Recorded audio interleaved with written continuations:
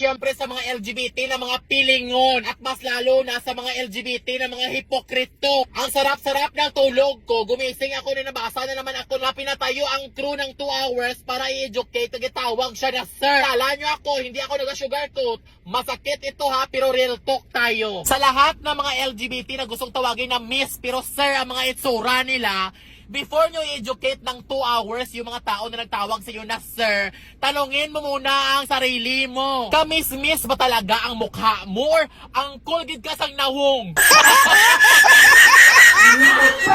Diba? Mag-demand ka ng miss, wala man yan problema. Pero paano yan siya kung sa first glance pa lang, daw barako ka? Diba? Ayaw ko talaga mag-sugarcoat, pasensya na ha. Alam nyo, wala man talaga problema sa mga LGBT member no, na gusto ninyong tawagin na miss.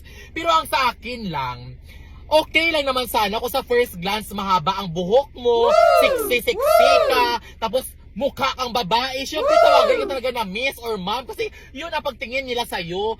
Pero paano ka makademand sang miss or ma'am kung sa first glance pa lang ng waiter, day, barako ka pa kaya sa crew, angkol ka pa kay Chito sa Muntina. Magpasalamat ka na lang na sir ang tawag sa'yo, wala kagi, boss, ano man ang order mo, boss?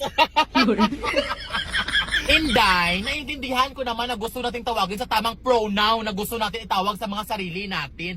Pero hindi naman natin masisi itong mga tao na kahit tawagin tayong miss, sa first glance pa lang nila sa atin, mukha tayong head ng NPA. Sarili ko, gustong-gusto ko ba na tawagin ako na miss? Pero wala akong magawa kasi sa first glance pa lang nila sa mukha ko, boss ang tawag nila kay daw head man ko sa Abu Sayyaf. Tapos ano gina-expect mo? Ha? Gina-expect mo na lahat ng mga tao sa palibot mo, responsibilidad nila na pag-aralan ang pronoun mo? Yung mag-demand ka ng karapatan na respetuhin ka at i-acknowledge ka ng mga tao sa palibot mo, maiintindihan ko yan dahil karapatan mo yan, deserve mo yan.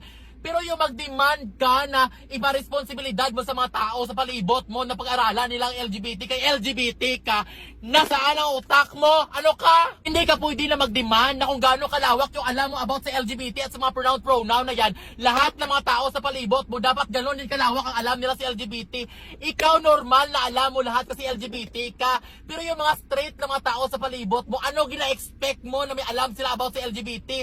Ano pakialam nila? Ikaw na LGBT, normal lang talaga na pag-aralan mo about sa LGBT, everything about LGBT, about sa pronoun na yan. Kasi LGBT ka, makarelate ka, pero wag mo yan i-expect sa mga tao sa palibot mo na hindi LGBT dahil wala silang pakialam. Bilang isang LGBT, masakit man na isipin yan, pero yan ang realidad. Normal na normal sa isang tao talaga na hindi niya pakikialaman at hindi niya pag-aaralan ang mga bagay na hindi siya makarelate, ang mga bagay na wala siyang pakialam at walang silbi sa buhay niya. Ikaw bilang isang LGBT, alam mo ba kung ano ang tamang tawag at alam mo ba kung ano ang dapat na gawin kung mag-menstruation ng isang babae? Di ba hindi? Wala ka pakialam na pag-aralan ng mga bagay na yan kasi nga hindi ka makarelate. The same goes sa mga straight na mga tao sa palibot natin. Wala silang pakialam na pag-aralan ng LGBT kasi nga hindi sila LGBT at hindi sila makarelate sa mga bagay-bagay na yan. Masakit man at hindi pabor sa atin ng mga LGBT pero wala tayong mga gawa kasi yan ang realidad. Ayun, kung may mga tao na tinatawag tayo na sir kahit miss ang gusto natin, pag tinatawag tayo sa maling pronoun na gusto natin itawag sa mga sarili natin, normal at napaka-okay lang talaga na pagsabihan sila. Pero yung pag-aralan mo sila ng 2 hours? 2 hours talaga?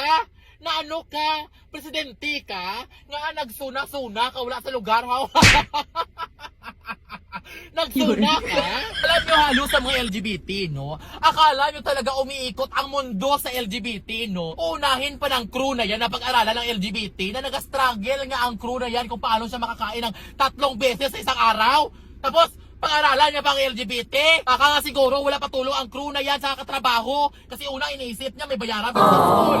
May bibilihin pa siya ng maintenance sa nanay niya. May mga utang pa siya na hinahabol. Tapos yun iniisip niyo, pag-aralan niya pang LGBT. Tingin mo sarili mo ha, na gina-expect mo na lahat ng mga tao sa palibot mo alam ang dapat itawag sa'yo? Ha? Ano ka? Ikaw ang nag-iisa sa mundo para pag-aralan? Ikaw ang bukod tangi? Diyos ka? Hindi nga lahat ng mga tao sa buong mundo kilala kung sino si Jesu Cristo, tapos ikaw gusto mo lahat ng mga kasalamuha mo kilala ka? Alam nilang itawag sa'yo? Kailan naman sana kung 16 ang hawak mo, 1 meter ang buhok mo, babae ang mukha mo, kasi kahit hindi sila mag-effort, alam nila na miss ang itawag sa'yo. Pero Diyos ko, daw endorser ka sa Gabi Barako ay nagbuhok-buhok ka pa na ganito na daw si Imelda Marcos ka man.